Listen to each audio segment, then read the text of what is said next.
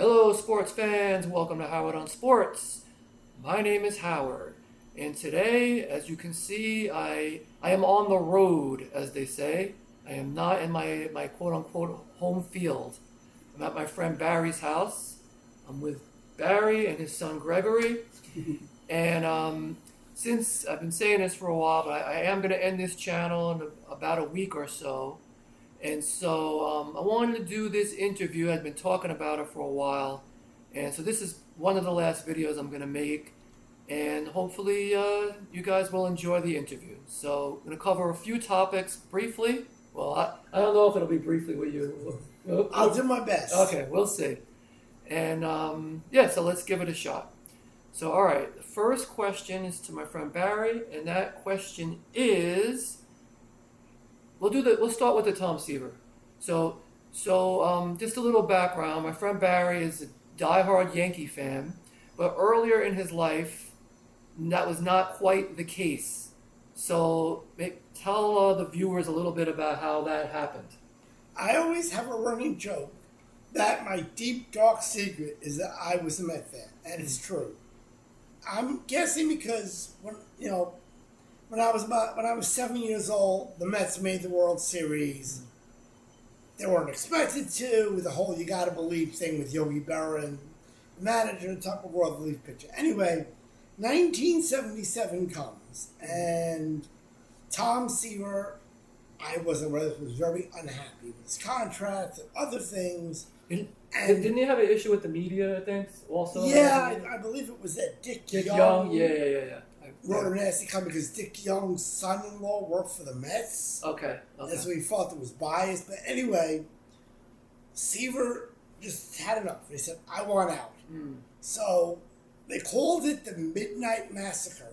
June 15th, 1977, Tom Seaver is traded to the Reds for Doug Flynn, who's a second baseman, Pat Zachary, a pitcher, two outfielders, Steve Henderson and Dan Norman. Did any of those four people ever become an all-star or no? No. Okay. Doug Flynn had a couple okay seasons, Zachary too. Henderson was with the Mets briefly. I don't believe Norman even played a game in the major leagues. I could be wrong. So it was a terrible trade. Yeah, it was a terrible trade. And at the same time, not that I was a big fan, the Mets also traded their best hitter at the time, Dave Kingman. Coincidentally, he was traded for their future manager, Bobby Valentine, by the way. Oh, I didn't know that. Yeah. Okay. But anyway, so when I learned the next day, the Mets had traded my favorite player, I swore I would never root for the Mets again. I was that devastated they would trade my favorite player, not knowing what I know now about media and him not being happy. Right. I was 11 years old. What did I know? Right. I just knew my favorite player had been traded. And coincidentally, that year the Yankees won the World Series. So good timing. Yeah, especially on October 18th, as Gregory knows all about, Reggie Jackson's 3 home runs and 3 swings, which, by the way, I have a complaint that my parents did not let me stay up and see the game. This was a school night and I was 11 years old. But I've seen it so many times, I might as well have seen it live. Right. Okay. But that's why I had to tell people that my deep dark secret, I was a Met fan. It was just coincidence that I became a Yankee fan when they had just been in the World Series in '76.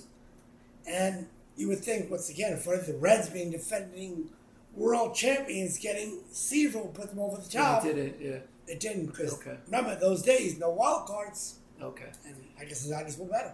All right, so there you go. So, and similar to me, how I started out as a Jets fan, became a Giants fan. And I think we're both, in both of those instances, we were better off for that change. But, okay, so that's the first question. Now we're going to go over to Gregory. So, Gregory, I understand that you are a Derek Jeter fan. Can you quickly tell us the story of how that happened? Well, at the age of 2, my grandmother gave me this little tiny Derek Jeter uniform, and people would call me Baby Jeter. It was funny that at the age of 2 that I wore number two. Right. coincidentally, like, Mm-hmm. I was not. I mean, I don't remember. Of course, I don't remember this the first time I ever wore it, but when I looked at the photos, that gave me the inspiration as a beginning. Not only a baseball fan, not only as a Yankee fan, but also a Derek Jeter fan. Got it. All right, so that is the story of how Gregory became a Derek Jeter Just fan. quickly, you remember how you learned about Derek Jeter's retirement and told me? Yeah, and Derek Jeter's retirement, a friend of mine, when I was in middle school, I was already at the beginning, I believe, there was this 2014, and this is like early 2014, I was already in 6th grade when I learned about it, but he retired at the beginning of 7th grade. Okay. And when I first learned about it when I was in 6th grade, I was pretty upset, a bit sad. Mm.